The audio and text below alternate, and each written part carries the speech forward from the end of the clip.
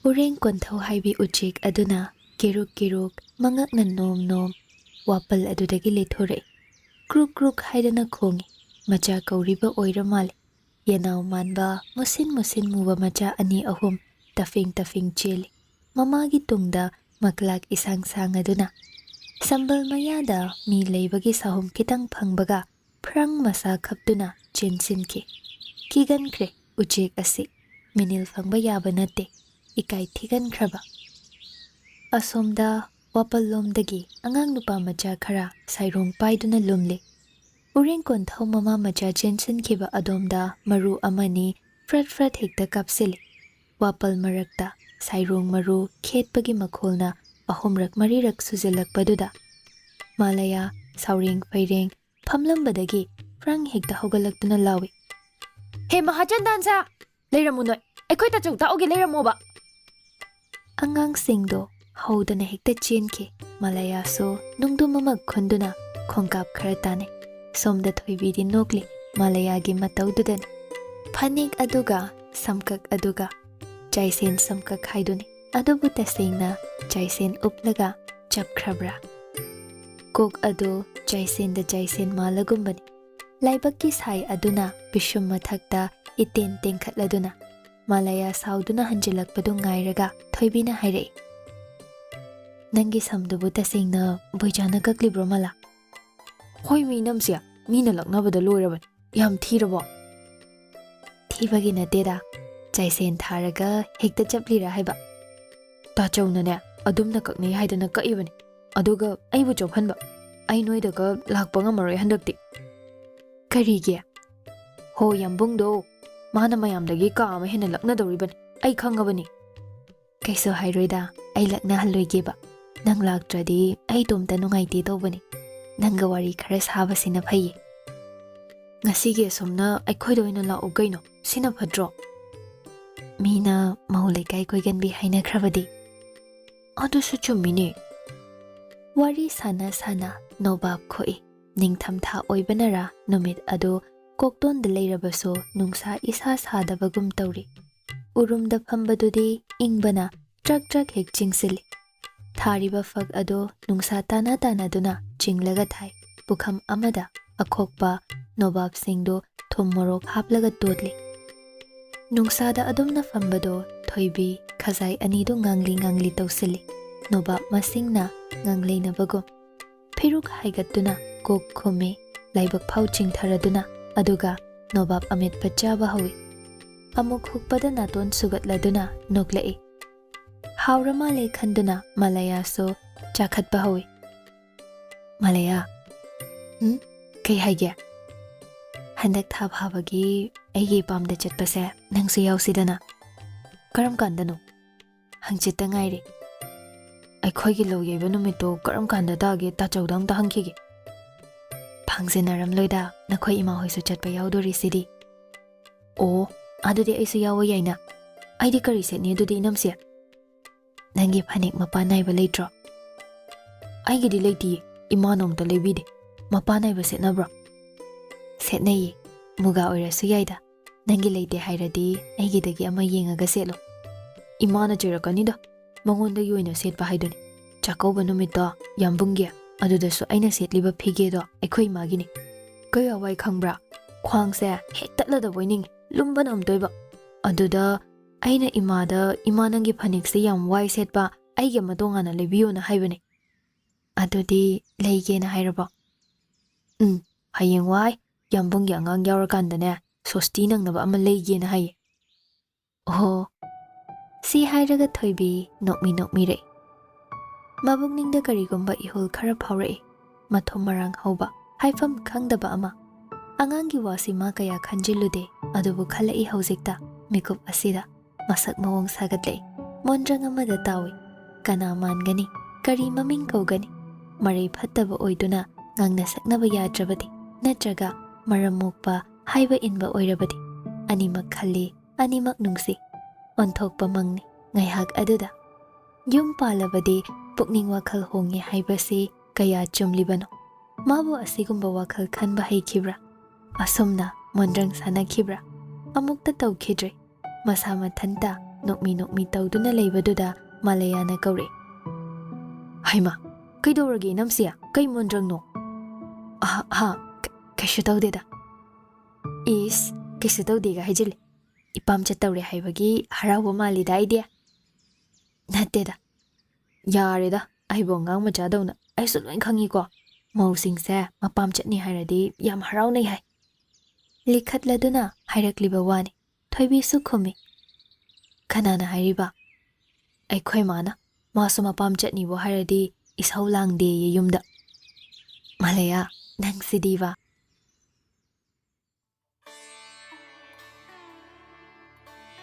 Ayuk anganbada leichil yamna thai. Pung 8 aduwaida numit na watonda musi ngali. Leichil marakta manil kabagum. Surjadeva pujagi ningtham pantha aduda tangna satpi aprajita amakhak pitrai kambida haptuna katpado kaya phajai. Nilkant hairaga sukhangnaba leirangsi lai singna yamna pamnaba leirangni haine. Mamangai swargagi leikolda satlambini haidana magul wangna thangatne. Wari sulei Guru Sukracharyana Prithi Lokta Puraktuna Sathankibagi Machudi makhal ani satli higok machu ama angoba machuda ama PURNAna yamna luna tawzaba leirang pambini joton tawduna thazariba aduna buning thampantha asi phawba leisa tamjaba ngamliban thoibi yamna hektokte ama khakhe ma pamujai yamna hektoktuna katpa marak aduda bina sakhi leikolda changduna leithi na chum semnabani tingthau mana ama thattuna marakta hape aduga tin kang yaubra haidana thoibi de yenghali thoibi leina singdo haidoktuna yengi mana amamamta oina nanthoi yamna tapna tatkini haina kizana sakhina hairi kadai makhokto tentak thatlagane sutali angobasina punsalusi yamna di ten hankinu ko hai gasi hairibadu tawi tingthau mana aduna nakchepta pulli thoibi na chum sembasi khara haire manimna thabak inkhang chatlamdai mana hek semi sakhina mawong maril kamdawna semni haiba sutai aduna kharadi khutloire rumal angoba mathoptuna leiribadugi mathakta semba loirabana chum adu thame manimgi seba changlamlaga maso loishinaba mathakta karakle makhoigi ka changna punsilamba sambuladu komhanduna tapna thadoi tapna ningkhairaktuna isan sandokna tungda wai tai khitang chotlibagi mami su ui balcony adomda thokla aga mora thaduna famthai aduga sanglaba sam adu imengmengna yaisilakliba nungsa mangalduda fuhalli makhada sumangda PURNAga Malayaga ngangnaribado tari khonjel tapli Karomdai sempu no ma lengbira isibo. Kaino sempu gaidi yamba khana hojano aina saura adine kayana tai jaroi. Yahamna bu phajari ne aikhoi boicha sidi onthokna haikredana. Sam kakbagi hazam dukan ama phamhandari. Phamhalo aduga yambongi su kakhalo he. O aikhoi dine phajaningdi adum thijage. Malaya PURNAda phaina yengi masak adu kapning tawrakle sakhi thoklaktuna PURNAgi mananganda khubakna set thai aduga chatlo haibagi mawongda mangolomda ille Malaya su kalakpeli haiduna pishumga du inkhattuna yengli mana ngamle matagom sakhina kari no khara tapna haire themjinbagi mawongni tawribadu yengna thoibi mathanta thik noi ningsinglai mana angang oiringai mabungsingna mabusu hek laknai mana kappi makhoi mayamna noi matamduda khoidau kayadi saugatkhiba maadi makhoi kolupta iton tonbi oina horakpani machel manau sumathanta sanaminai mapan thaugi macha singa makhuragi macha singa nongma mabung singna turil mapanda sanabapui nupa macha singdo anakpada hoba upambidu kara duna irai yauna lakliba isingduda chongthei iroiduna turil wangma lanthok lansin tawi thoibidi lengoi pekduna yum sai dolan mathon hape mabung khwai ahalduna changlaktuna wari lire nakalda mina lengoi pekhibagi kuthaduna imam mamna kom leiribado surungni haijinduna mabungna haire Thoibi macha yengodo asi kaino khangbra khangde asini surung hairi surung hoi surung haido asigi manungda changaga ingchabagi lebak lei makhoi gi lekai dai yengusira Thoibi mamit mana ithak thakatli tale yongala se ta mojo ngai ko se asi yong ki se manungda ne yam phajagra sani kumthafam siri thak thak nungchanduna phajana semkraba ai tale nangoin chalo kiraduna chenthorei mafamdudagi nomit adudagi turel kumba kiduna fana kuina kumde nongma mabung yaimaga machi basantiga makhoi ahum cycle da wai bora haptuna chatli mildagi wai pekpa turel mapalduda chatna amamba kom aduda khut thillaga thoibina hai tamaya asi kaino khangbra kaino surungni asigi manungda ingchabagi lebak lei chalo da kana haino tamajongna haibani asingbani mana khangda dawrini asigi surungsidi mata amani asida phawdokhraga America da doini apang mabung yaimaduna amuka hena laknaraduna hairakpa wani basanti di adu tabaga turel leirai du tamna praprap chenthaki aduga kum aduda phan chongthe ithen duna leirami matamduda kaya nokhiba basanti na kayam saukhiba mayam siningsingna luishili ngasidi unarudawre makhoi mayamdo kari wari saruni yamkhre mana ligadawa wari makhoina hairakadawa wa sanapigi ama setli aduga rani marak taiba achawadu illi masado irang langi mathom marang hauraduna asumna luishinba loiraduna thokle ahal kharane manemne gari da tongkhatuna mapamlumda lai gari ani khaklai mi yamba natte thongal da khamladuna changle mapukningdo inung nungsira ithoibi chahi kaya lapna rubadona hek phauraduna sumang yobaga mama hoina taram kaushinduna okle ngai sen bhakti katne sumangda brinda devi khurumi aduga imungda changle mapanda ahal khai phamhaure ningol kada mama macha une thoibi rani fidu lawthoklaga fi sada achamba ama lawthoktuna ille majagi rani ado rasina thupchin biraduna nokmi yengle ichadi sakon thokna phaja thom yam nungai ra maleda nungai ta dia ibungo dobo mabuk mapau kamdaugi saugandabraba saubadi udrida waga kanong tangangdeda khara tappe phaine sanai bemna su luna tawa natro tawema aigya sidiong toiba aibu macha ningol dauna aina college ka basa mana chak thongbi basu yawe is hari mina ga taraga mau tongambi ni haina khini ko sana mama gi waduda thoibi nokladuna kangkhal cheikhoktuda nga thai aduga mama da yengi ani koima aina ne yambungda aina college ka basa mina thina ngangna roidra hangba ko aduda ne mana ngangje sanu darkar ta de hairiba irai laina ai gasina so BSc di loithoklasi parikya da ma kyamna wanghalau ma thabak haina bige haye rasi nungsa sor hondoktuna machada munna yengi aduga nakal da fam thare thoibi gi makokta nungsina nanbi bema chiksil haising nanimsi waru hangan seba ning thina tawdon ahal oirabani mana phana yare hairasune nang laithokanu ko yengoi kolupsida hingonungsida nangi wari tani mayamna sanaribase nang kamain tawkhre kari punsida hingkhre haidan khangningba mi masing yam mityeng yam lingkhai mi saujang ichabudi mayamgi mityeng pham oihaningdabani aina ima hojik phauda nang ma chawbinai khoibu warori ngasi so makhoi imung amatta laktribasini makhoi gi maral ama tonsinbadon mityeng khuding wangang khuding adunane yam sing makhoi mayam gi mangda minok oihaningde nangi ma chawbi hoigi wa khaknati ꯂꯩꯀꯥꯏ ꯄꯨꯝꯕꯁꯤꯁꯨ ꯂꯨꯍꯣꯡꯕ ꯅꯨꯃꯤꯠꯇ ꯀꯨꯝꯍꯩ ꯑꯣꯏꯅ ꯌꯦꯡꯕ ꯂꯥꯛꯄꯗꯧ ꯁꯝꯕꯜ ꯁꯌꯥ ꯅꯝꯊꯦꯛꯇꯨꯅ ꯄꯤꯛ ꯊꯟꯈꯤꯕꯗꯣ ꯏꯃꯥ ꯀꯥꯎꯗ꯭ꯔꯤ꯫ ꯂꯨꯍꯣꯡꯕ ꯕꯥꯔꯇꯣꯟ ꯆꯠꯇꯕ ꯃꯤꯁꯨ ꯅꯨꯄꯥ ꯃꯌꯨꯝ ꯌꯦꯡꯒꯗꯣꯏꯒꯤ ꯍꯥꯎꯐꯤ ꯑꯃꯃꯝ ꯏꯜꯂꯒꯅꯦ ꯒꯥꯔꯤ ꯕꯁꯇ ꯀꯥꯔꯛꯈꯤꯕꯅꯤ꯫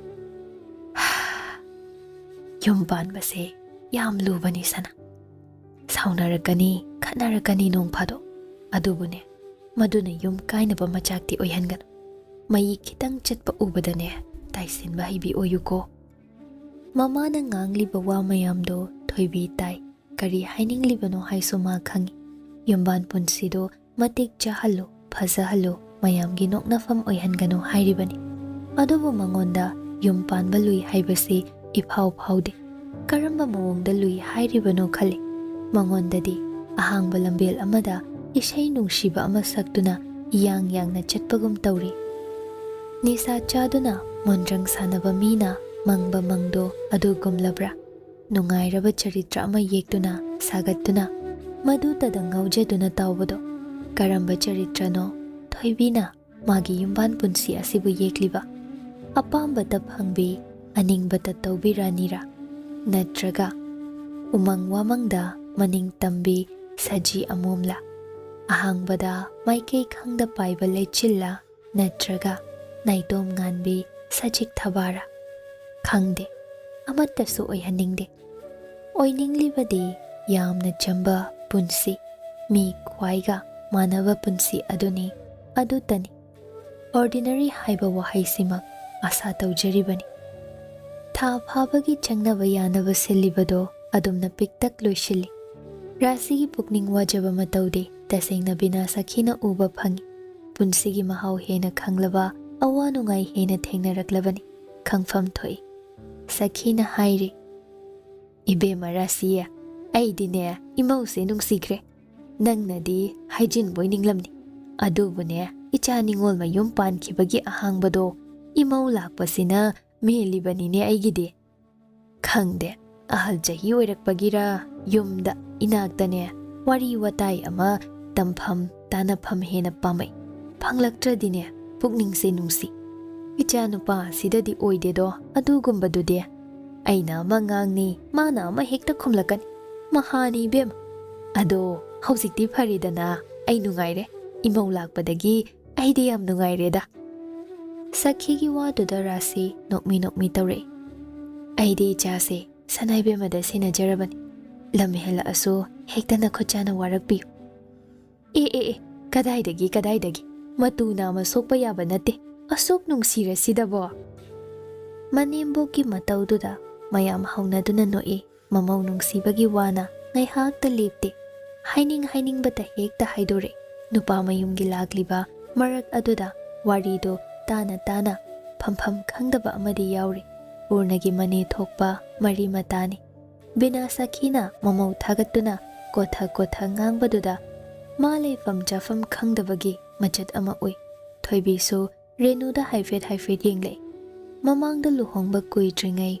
ꯑꯃꯨꯛ ꯂꯥꯛꯈ꯭ꯔꯦ ꯃꯈꯣꯏꯗ꯫ ꯅꯨꯃꯤꯠꯇꯨꯗ ꯁꯥꯟꯅꯈꯤꯕ ꯋꯥꯔꯤꯗꯨꯁꯨ ꯀꯥꯎꯗ꯭ꯔꯤ꯫ ꯃꯇꯝꯗꯨꯗꯁꯨ ꯀꯣꯆꯤ ꯊꯥꯡꯕ ꯋꯥ ꯌꯥꯝꯅ ꯉꯥꯡꯈꯤꯕ ꯅꯨꯄꯤꯅꯤ꯫ ꯑꯁꯤꯒꯨꯝꯕ ꯅꯨꯄꯤꯁꯤ ꯃꯤꯒꯤ ꯌꯨꯝ ꯀꯥꯏꯒꯗꯧꯕ ꯋꯥꯔꯤ ꯌꯥꯝꯅ ꯁꯥꯒꯜꯂꯤ꯫ ꯁꯤꯅꯦꯃꯥ ꯗ꯭ꯔꯃꯥꯗ ꯌꯥꯎꯒꯟꯕ ꯖꯥꯠ ꯑꯗꯨꯅꯤ꯫ ꯍꯜꯂꯛꯄꯒꯤ ꯂꯝꯕꯦꯜꯗ ꯔꯦꯅꯨꯒ ꯊꯣꯏꯕꯤꯒ ꯍꯦꯛ ꯒꯥꯔꯤ ꯄꯨꯜꯂꯨꯔꯦ꯫ ꯇꯥꯟꯖꯥ ꯌꯦꯡꯗꯨꯅ ꯆꯤꯔꯣꯜ ꯇꯧꯔꯛꯏ꯫ ꯏꯕꯦꯝꯃ, ꯀꯩ ꯍꯥꯏꯒꯦ ꯏꯅꯦꯁꯦ?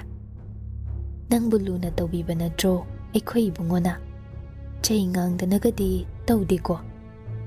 ꯊꯣꯏꯕꯤ ꯏꯉꯛꯉꯛꯏ, ꯑꯗꯨꯕꯨ ꯈꯨꯝꯃꯤ, ꯇꯧꯗꯦꯗ, ꯑꯩꯕꯨꯡꯇ ꯇꯊꯤ ꯉꯥꯡꯂꯛꯄ ꯌꯥꯎꯗ꯭ꯔꯤꯌꯦ꯫ ꯐꯩ, ꯑꯩꯗꯤꯅꯦ ꯁꯨꯝ ꯅꯪꯒꯤ ꯈꯟꯕꯗ ꯄꯥꯈꯠꯂꯤ꯫ ꯋꯥꯔꯤ ꯈꯪꯉꯨꯔꯕꯅꯤꯅ ꯀꯔꯤ ꯊꯣꯛꯂꯛꯀꯅꯤ, ꯀꯩꯗꯧꯕꯤꯔꯝꯒꯅꯤ ꯍꯥꯏꯗꯅ ꯍꯦꯛ꯫ ꯔꯦꯅꯨꯒꯤ ꯋꯥꯗꯨꯗ ꯒꯥꯔꯤ ꯇꯣꯡꯃꯤꯟꯅꯔꯤꯕ ꯅꯨꯄꯤ ꯑꯍꯜꯗꯨꯅ ꯉꯥꯡꯂꯛꯏ꯫ ꯔꯦꯅꯨ, ꯅꯪꯁꯤ ꯅꯨꯡꯉꯥꯏꯈꯤꯗ꯭ꯔꯦ꯫ ꯀꯔꯤꯅꯣ ꯑꯉꯥꯡꯁꯤꯗ ꯑꯃꯨꯛ ꯍꯥꯏꯕꯤꯔꯤꯕꯗꯨꯅ? ꯍꯩꯃꯥ, ꯁꯤꯕꯨ ꯀꯔꯤ ꯀꯥꯏꯒꯦ? ꯑꯁꯦꯡꯕ ꯍꯥꯏꯕꯕꯣ ꯃꯥꯁꯨ ꯈꯔ ꯂꯩꯔꯒ ꯑꯗꯨꯝ ꯈꯪꯂꯛꯇꯧ ꯂꯩꯔꯦ꯫ ꯃꯣꯏꯕꯨ ꯀꯌꯥꯝ ꯀꯨꯏꯅ ꯂꯣꯠꯇꯅ ꯊꯝꯗꯧꯔꯤꯕꯅꯣ? ꯑꯗꯨꯕꯣꯕ ꯅꯪꯁꯨꯅꯦ ꯇꯣꯛꯑꯣ ꯋꯥꯔꯤꯗꯣ, ꯇꯥꯕ ꯅꯨꯡꯉꯥꯏꯇꯦ ꯍꯥꯏꯋꯥꯅꯦ꯫ ꯑꯩꯈꯣꯏꯗꯤ ꯑꯁꯦꯡꯕ ꯉꯥꯡꯖꯕꯅꯦ ꯏꯆꯦꯝꯁꯤ꯫ ꯄꯨꯟꯁꯤꯗꯅꯦ ꯃꯤꯉꯣꯟꯗ ꯑꯀꯥꯏꯕꯁꯨ ꯇꯧꯖꯔꯛꯇꯦ, ꯑꯣꯏꯗꯕꯁꯨ ꯉꯥꯡꯖꯔꯛꯇꯦ꯫ Ima ibema, nanga ngangnabasidigko. Ngangnariba wado thoibi karino khangninglakle. Afaba oirasu, phatababu oirasu, ma khangba pamle. Khangningbaduna hangloi. Inesia, wado kari wano. Aingonda haibiba yaradi, aingonda haibiyo. Kaishu nate ibema, mairenu haisinane, hegwase, karidagi kari onhandori. Kemta khalunuse. Ichimsiya, kaishu laitaba wadi, oikhidabaniko singna. Aidi nupiduna semchilambrabu khalli. Yamna phatkidraba mahagi imungniko madugi nupidugi imungdo. Macha nupidubu yolaga nungaige limja jage khalambajani moigise. Thoibi ingak ngakre. Kanabuno inesina nupi hairisibo. Ah, lay ibema, hingchabi ema. Mai hakandaini kaino, ibungona ingonda kaukidabasiso. Hojik phawaroribani. Hangu thazadraga. Nakhoida thabak nomba laklambi nupido kadai chatkrena. Renugi wadoda ahal amado khangsau saugale. Renu, karino ne? Ish, Vishnu. Nangna taurisibo haunaribrane sana. Wahai haibase yamna lubaniko. Nangi ngasigi wahaisina migi imung ama thugairuba ngamba sakti yawi haibase nang khangdra malene. Taunu. Aduga mama chongpak naidaba thabakto aigi mangda tawrakano. Aidi haibiribasini. Nang wa ngangbada kai helakano. Renu tumin laikre. Thoibishu adumna ngangnaraklabadudadi makha tarudre. Adubu thabak ifun fungale. Karino khangdaba jaina amana magi maikai tamna changsilakpagum kapninglay. Karigino pirang nangna safonglakliba. Nangbu kanana kaubage. Nangna sinthabagi maram laybra. Tarakano irik ama. Panduna laikho mitluda asom. Thamoy adu khutum suduna warak ninglay. Khitada aduk thina sokpa. Lainara nangbo. Kumginong nangbada machoy kenbadi. Oyudana laybak laykumbi. Oyudana uthamba. Karigi aduk nauriba. Karigi aduk soliba. Mahausagum PURNA pung taruk helap thabak halai. Nungdangi chak ising langbado thoibidi mabuk ithan thangatle haidana chakhidre. Mapukning nungsibagi chadabani. Adubu taisili mayumda ensang puklumba mayam chasilakbagini haidana. Sakhidi khangbanate. Ma ngasigi wa khangde pausu tade. Mayimutpa roster numit tabagi. Nungdangdo pungmam mame. Thabag ingkhang lushinba loibaga. PURNAga mamaga wari kana sanari.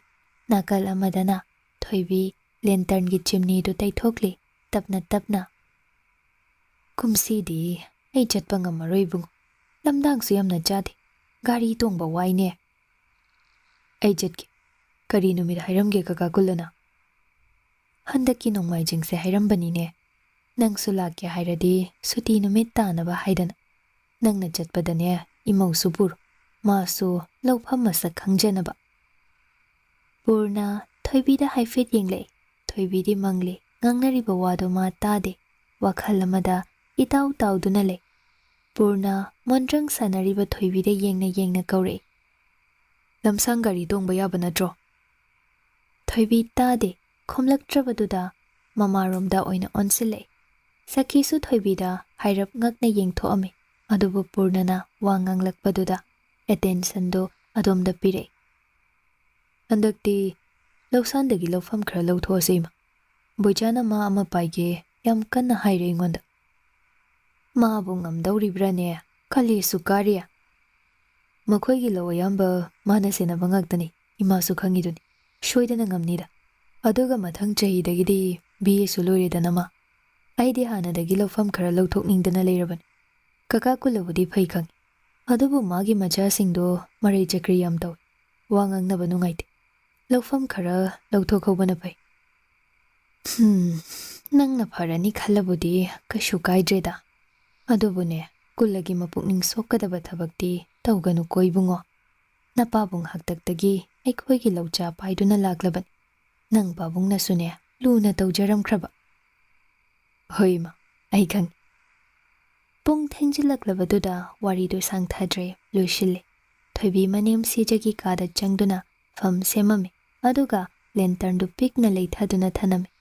ꯄꯨꯔꯅꯁꯨ ꯇꯨꯝꯃꯝꯗꯥꯏ ꯉꯥꯏꯍꯥꯛꯇꯨꯗ ꯂꯥꯏꯔꯤꯛ ꯑꯃ ꯀꯟꯅ ꯊꯤ꯫ ꯃꯨꯁꯤ ꯃꯨꯁꯤ ꯉꯥꯟꯕ ꯊꯥꯎꯃꯩ ꯃꯉꯥꯜ ꯑꯗꯨꯗ ꯅꯨꯡꯉꯥꯏꯔꯕ ꯋꯥꯔꯤ ꯑꯃ ꯄꯥꯗꯨꯅ ꯄꯣꯊꯥꯒꯦ ꯈꯜꯂꯤꯕꯅꯤ꯫ ꯊꯤꯕ ꯌꯥꯕ ꯊꯤꯔꯕ ꯃꯇꯨꯡ R.K. ꯅꯥꯔꯥꯌꯟꯒꯤ ꯃꯥꯏ ꯗꯦꯁ ꯍꯥꯏꯕ ꯂꯥꯏꯔꯤꯛꯇꯨ ꯄꯨꯊꯣꯔꯛꯏ꯫ ꯏꯆꯝ ꯆꯝꯕ ꯋꯥꯔꯤꯅ ꯃꯄꯨꯡ ꯑꯣꯏꯅ ꯏꯕ, ꯏꯅꯣꯁꯦꯟꯁ ꯌꯥꯝꯅ ꯌꯥꯎꯍꯟꯕ ꯅꯥꯔꯥꯌꯟꯒꯤ ꯈꯨꯏꯁꯤ ꯃꯥ ꯍꯦꯟꯅ ꯄꯥꯝꯖꯕ ꯄꯣꯛꯏ꯫ ꯄꯥꯕꯗꯁꯨ ꯅꯨꯡꯉꯥꯏ, ꯋꯥꯈꯜꯁꯨ ꯅꯨꯡꯉꯥꯏꯍꯜꯂꯤ꯫ ꯂꯥꯏꯔꯤꯛ ꯑꯗꯨ ꯄꯥꯏꯗꯨꯅ ꯆꯪꯂꯛꯄꯗ ꯊꯣꯏꯕꯤꯅ ꯐꯝ ꯁꯦꯝꯂꯝꯕꯗꯨ ꯎꯏ꯫ ꯉꯁꯤ ꯋꯥ ꯂꯥꯡ ꯏꯉꯥꯡ ꯉꯥꯡꯗꯕꯗꯨꯗ ꯀꯩꯗꯧꯔꯕꯅꯣ ꯍꯥꯏꯅ ꯈꯜꯂꯤ꯫ ꯃꯄꯥꯝ ꯆꯠꯂꯨꯕꯒꯤ ꯃꯕꯨꯛꯅꯤꯡ ꯅꯨꯡꯁꯤꯔꯤꯕ꯭ꯔꯥ ꯅꯠꯇ꯭ꯔꯒ ꯃꯁꯥ ꯅꯨꯡꯉꯥꯏꯇ꯭ꯔꯕ ꯖꯥꯠꯂꯥ?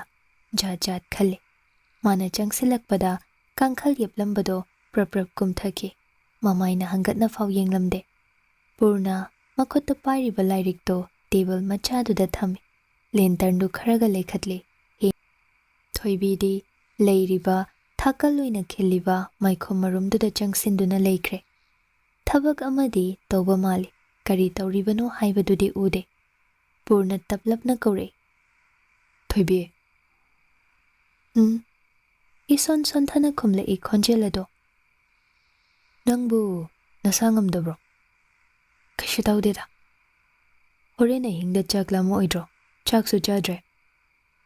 "ꯂꯥꯝꯃꯣꯏ, ꯄꯨꯛ ꯏꯊꯟ ꯊꯜꯂꯦ." "ꯀꯩꯗꯧꯔꯤꯅꯣ ꯅꯪꯕꯨ ꯀꯥꯆꯤꯟꯗꯨꯗ? ꯀꯥꯡ ꯆꯤꯛꯇ꯭ꯔꯣ?" ꯊꯣꯏꯕꯤ ꯈꯨꯝꯂꯛꯇ꯭ꯔꯦ꯫ ꯄꯨꯔꯅ ꯁꯦꯀꯦꯟ ꯈꯔ ꯄꯥꯎꯈꯨꯝ ꯉꯥꯏꯗꯨꯅ ꯂꯩ꯫ ꯑꯗꯨꯕꯨ ꯀꯩꯁꯨ ꯍꯥꯏꯔꯛꯇ꯭ꯔꯕꯗꯨꯗ ꯑꯃꯨꯛꯀ ꯃꯈꯥ ꯇꯥꯔꯛꯏ, "ꯎꯕꯨ ꯎꯔꯤꯕꯣ ꯅꯪ ꯇꯧꯔꯤꯗꯨꯕꯣ?"